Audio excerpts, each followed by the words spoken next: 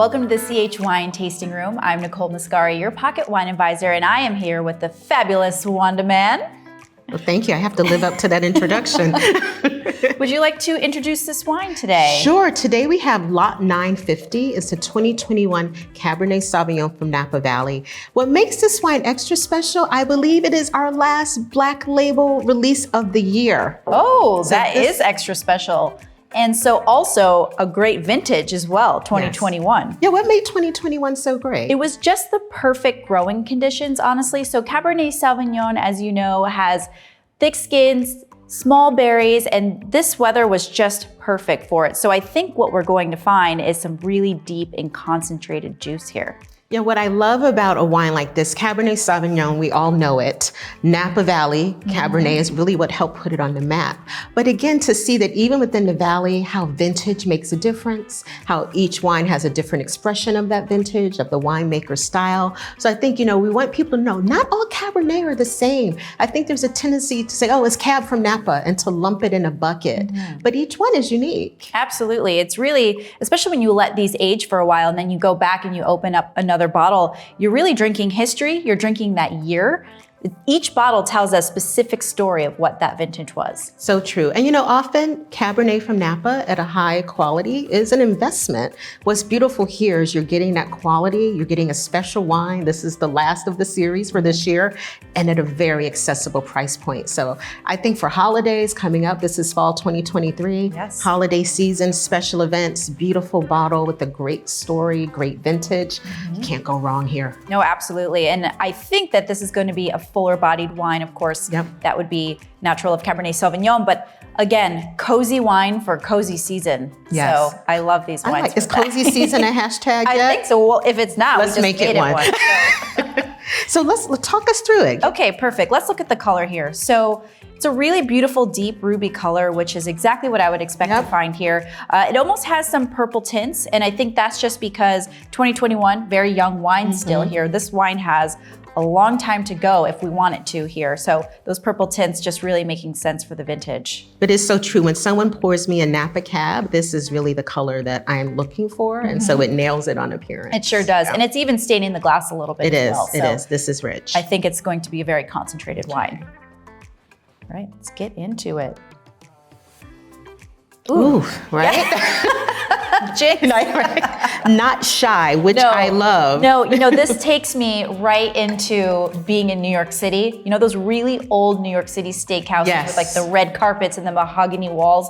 I'm immediately transported there, and I don't know if it's just the pairing. I think historically, when I do go, I love ordering Napa Cabs with those steaks, so I guess that's why it took me there. But that's the beauty of wine, is that you could take it one sniff and be transported somewhere else. It's so true. So much of the experience is that emotion, that feeling, that memory. But I'm glad you mentioned steakhouses, because I think really my first experiences with Napa Cabs were in steakhouses, because it is such a match made in heaven. For a big hearty piece of meat, you need a wine that can match up to that heft, the fattiness, the weight of it. Yeah, absolutely. But you need that acidity, right? So will this wine have that acidity when we taste it? We have to see. Okay.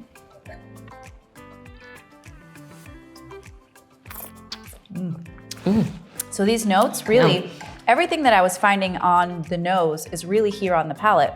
So those black plums, blackberry, juicy, ripe, not overripe, not jammy, which I really love. There's definitely a little bit of smoke, a little bit of toast and vanilla, I think, from that oak aging, which is really nice, but it's not overpowering the fruit by any means. Again, I think what we're seeing here is some really smart winemaking. Because it was such a good vintage, I think it was really smart not to overpower it with too much oak, but just enough like a chef cooking, just the right amount to season and uplift the wine. Absolutely. Yeah, and there's also this really nice kind of smokiness that I had mentioned that is coming from the oak, and it kind of brings me back again to that steakhouse, because you get that charred piece of meat. So I love drawing those parallels as well.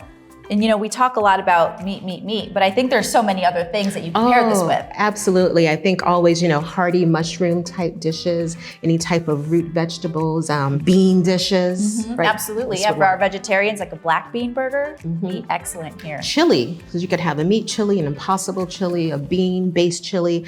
So again, you know, this is a very elegant wine, but as I've said before, I'm a big believer in kind of the high-low pairing. So while this is perfect for any fancy occasion, special meal, also, if I'm at home and I'm having a burger and I want to feel a little fancy, this will get me there. Absolutely. And as I go back to it, it's already evolving in the glass a little bit, which is what I love about wine too. It's a living, breathing, I mean, we could say it's breathing. It is. You know, entity here. And so this is going to continue to evolve in my glass. And I think that's another thing that's so exciting about wine is that I can come back to this in 30 minutes and find maybe 5 other notes that I didn't find initially in the wine. And I think that will also continue to happen in bottle over time in the cellar. It's so true. I always remind people, especially when you're opening a bigger red wine, just like when we wake up from sleep, we need time to stretch, right?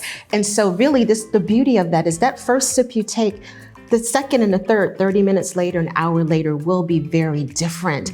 And a beautiful wine does that. If your wine isn't doing that, correct. It's missing something. Yes, this going back to, I'm now getting like really bright purple flowers, and it's just kind of great on top of that freshness and that acidity that we were just talking about, because sometimes we think about these big, bold wines and they can feel a little flabby or a little too warm, but this wine is very fresh on the finish. I was salivating like crazy. No, the acidity is really great. The alcohol is 14.5, which also tells me this will age really, really well because you need that structure. Yes. So you don't want a wine where you've bought a case and then you open a bottle 5 months later, a year later, and it's completely flat. This can go the long haul. Absolutely. So how long would you say in your cellar? Ooh, you know, I don't have a cellar. I have a New York apartment, but I do manage to cellar a lot of wine, using it as a verb. I would love to taste this in 5 years, 6 years, 7.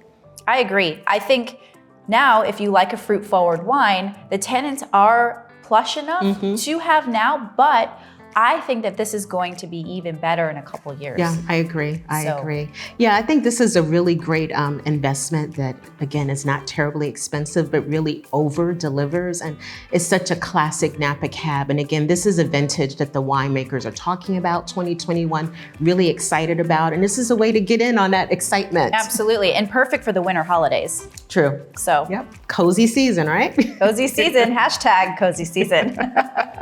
Well, Wanda, from my glass to yours. All right, thank you. Cheers.